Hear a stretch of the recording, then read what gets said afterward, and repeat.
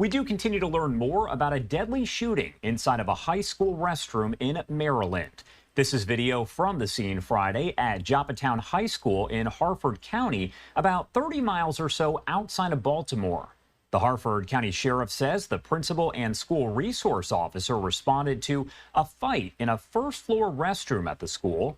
During the incident, a gun was fired and a bullet struck 15-year-old Warren Curtis Grant, killing him. Investigators say the 16-year-old shooter ran from the scene but was taken into custody and is going to be charged. I do want to talk more about this situation here, so let's bring in Harford County Sheriff Jeff Gahler joining us live. Thank you so much for taking the time to be here with us today. Sure. Appreciate the invitation to come on. All right. Well, first off, I do have to ask you, what went through your mind as you hear just a day after the shooting that happened, or 2 days after the shooting in Georgia, you now have a shooting inside of a school in your area? What went through your mind? Well, I think this is something that every police chief and sheriff across the country fears. We were in our fourth day of school here in Harford County for the school year, and it came out as an active shooter incident, which, this is horrific enough. And this was a one-on-one, sadly, a homicide inside a school setting. But it goes through your mind about, are we going to respond appropriately? Can we neutralize the threat if it's an active shooter? How many lives might be lost? It's a panic in your brain, but I got to say, I couldn't be more pleased with the way our deputies, assisted by all of our municipal and state and federal partners, responded. We had in 15 minutes more than 100 police officers on the scene. The school, can't speak enough about the principal there, the nurses. Our SRO was actually in the school, did not hear the shot, but responded to the commotion. And our community, how well, it's a panic, and how well all that process went. Our community put their trust in us at the sheriff's office and the school system to work with all of our partners on the reunification process. So quite a monumentous, limited to one student suspect and sadly one victim who has lost his life. But I'm thankful that it wasn't worse. Do we know at this point, do you know as the investigation continues, if the student and the accused shooter actually knew each other? Did they have any sort of contact prior to this? Yeah, we are aware that we're familiar with one another. They attend the same high school. The suspect had not attended yet this year. This was his first day of coming to school for the school year. And sadly, we believe this horrific incident took place over, a girl, at the center of it, between that these two guys had feelings for. And it's sad to sit here and discuss a gun in a school, a 15-year-old who has lost his life, and a 16-year-old who, for all intents and purposes, has lost his life too, because he has now been charged with 5 counts, including first and second-degree murder, using a handgun in the commission of a felony. He's lost his life as well, over a teenage love interest, if you will. As far as previous interactions with this 16-year-old suspect, was your office familiar with him? We were, and investigators are still working. As with any investigation, the investigation goes on long after the arrest. But we are familiar with more than 10 occurrences that we have dealt with this individual, either as a victim, a witness, or a suspect to incidents involving the sheriff's office. And there are other police departments here in the county. That's just sheriff's office calls for service since 2022. So in 2 years, we've had over 10 encounters with this same individual. In some cases, I don't have a number, but in some cases, a suspect of committing crime, and sadly, on a path to destruction. And now he has committed the ultimate crime. It's going to cost him,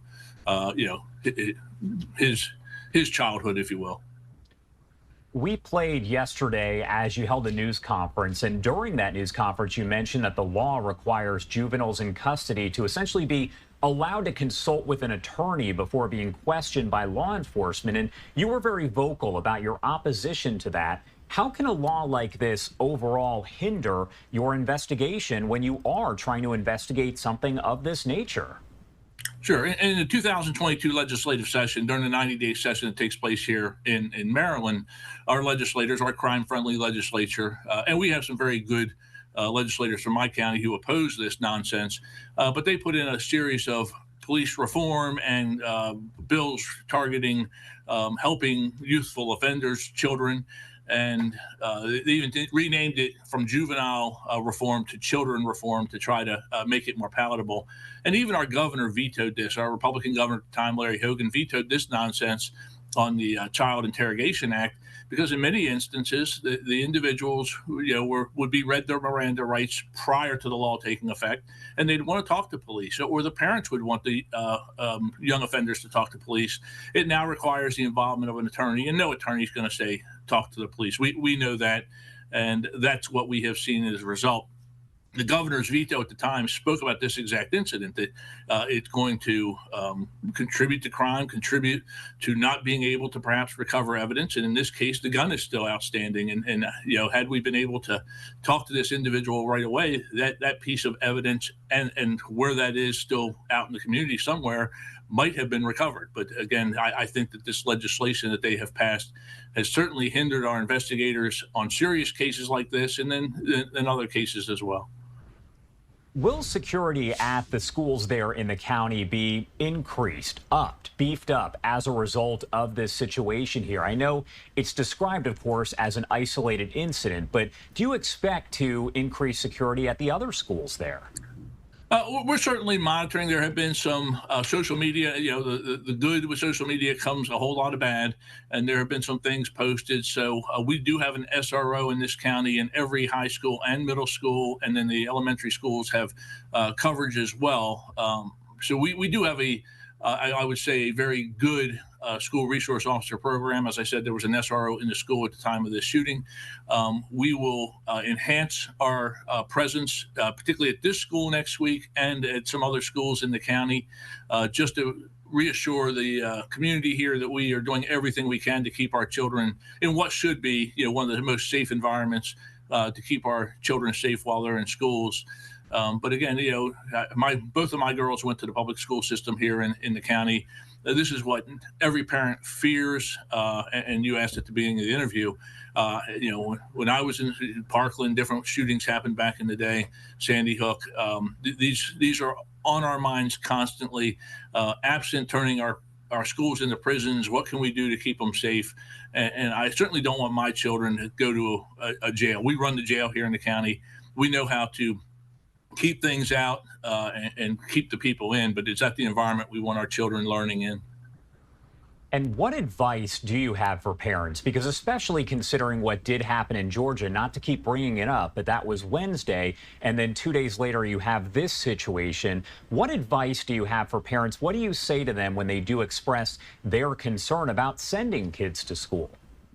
Well, I have to say, again, in our community, I think our citizens understand and respect, but they know that we're not safe anywhere. And again, if we lock down our schools, like the jail, like the prisons, that's not going to stop this offender from doing this crime somewhere out in the community.